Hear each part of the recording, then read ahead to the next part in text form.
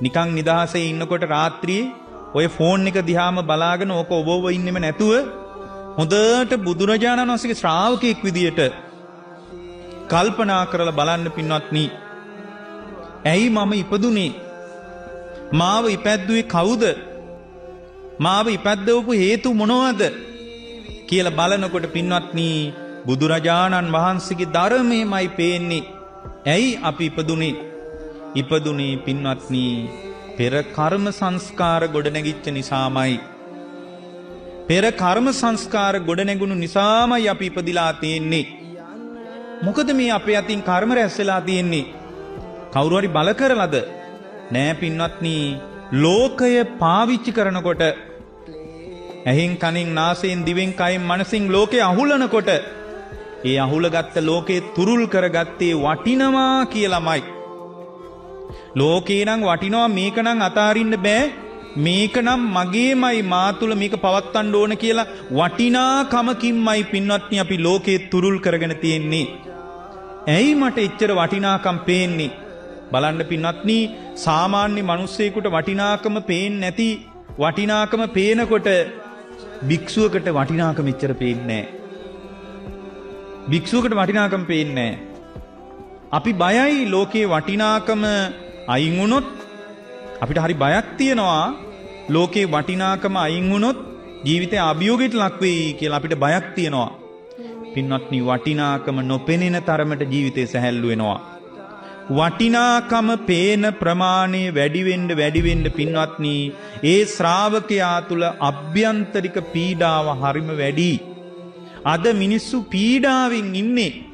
බලන්න පින්වත්නි, හොඳ පරිස්සමින් ඔබේ හෘද සාක්ෂිය දිහා මොනතරම් පීඩාවක් අභ්‍යන්තරයේ තුල හිර කරගෙනද ඔය ධර්මශාලාවේ වාඩි වුණේ කියලා. පුදුමාකාර පීඩාකාරී අප්‍රමාණ සිතුවිලි ഘോഷාවක් ඇතුලේ තියෙනවා. ඒ සිතුවිලි ഘോഷාව පරිස්සමට යට කරගෙන නේද අදත් මේ ධර්මයට කන් දීගෙන ඔය වාඩි වෙලා ඉන්නේ. පින්වත්නි, අභ්‍යන්තර ഘോഷාව වැඩි උනේ පින්වත්නි වටිනාකම පේන ප්‍රමාණය වැඩි නිසා. ඇත්තටම මිනිස්සු ලෝකයට වටිනාකම් දෙන්නේ ලෝකේ වටින නිසාම නෙවෙයි. ලෝකේ වටිනවා කියලා යාට සිතුවිලි ගලන නිසා. ලෝකේ වටිනාකම් තියෙන නිසාම නෙමෙයි මිනිස්සු ලෝකේ දිහා හැරිලා බලන්නේ. ලෝකේ වටිනාකම් තියෙනවා නම් ඇයි සමහර අය ඒවට වටිනාකම දෙන්නේ නැත්තේ? පින්වත්නි, ලෝකේ සත්‍ය වශයෙන්ම වටිනවා නම්, ලෝකේ ඇත්තටම වටිනවා නම් පින්වත්නි ලෝකයට හැමෝම වටිනාකම දෙන්නේ නැත්තේ ඇයි? සමහර මිනිස්සු බරපතල විදියට පදිංචි වෙලා වටිනාකම් දෙනේවා. සමහර මිනිස්සු තඹ දොයිතුවක් අගේ කරනවාද? වටිනාකම් දෙනවද? ඇයි අපි ලෝකයට වටිනාකම් දෙන්නේ? පින්වත්නි, ලෝකයට වටිනාකම් දෙන්නේ ලෝකේ වටිනවා කියලා එයාට සිතුවිලි ගලනවා. එහෙනම් පින්වත්නි, මිනිස්සු ලෝකයට වටිනාකම් දීලා තියෙන්නේ යාගේ සිතුවිලි ටික මත නෙමෙයිද? එයාගේ සිතුවිලි ටික ඇතුලේ පින්වත්නි තමන්ව අවුල් කරලා තියෙන්නේ තමන්ගේ සිතුවිලිමයි. තමන්ව අවුල් කරලා නැහැ වෙන කිසි දෙයක්. තමන්ගේ සිතුවිලි ටිකමයි තමන්ව වනසමින් ඉන්නේ.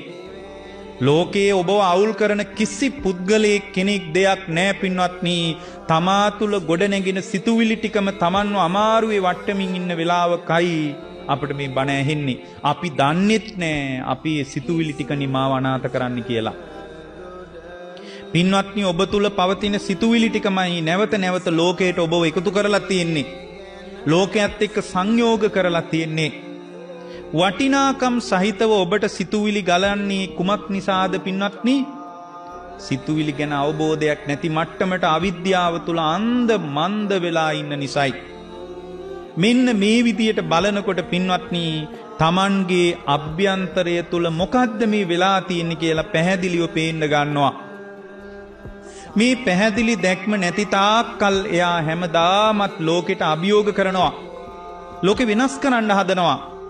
අර ඉස්සෙල්ලා කිව්වා වගේ කන විදිය වෙනස් කරලා බලනවා, අඳින විදිය වෙනස් කරලා බලනවා, කොණ්ඩ මෝස්තරය වෙනස් කරලා බලනවා. බලන්නකෝ අද දක්වාම මිනිස්සු මෙච්චර වෙනස් වෙලා තියෙන්නේ එයාට එයාගේ සිතුවිලි වල ව්‍යාකූලත්වය අඳුන ගන්න බැරි වෙච්ච නිසා. බලන්නකෝ භික්ෂුව එදා 2600කට එහා පැත්තේදී අපගේ භාග්‍යවතුන් වහන්සේ ශ්‍රමණ සාරුප්පියකට අදාළ යම්තාක් ආචාර ධර්ම පෙන්වුවාද අදත් ඒ විදියමයි. මේ සිවුරේ කඩ ප්‍රමාණී පවා අදත් එමය. ඕගොල්ලන්ගේ කතාව දිහා බලන්න. ඕගොල්ලෝ කොයිතරම් මෝස්තර වලට වෙනස් වෙලාද?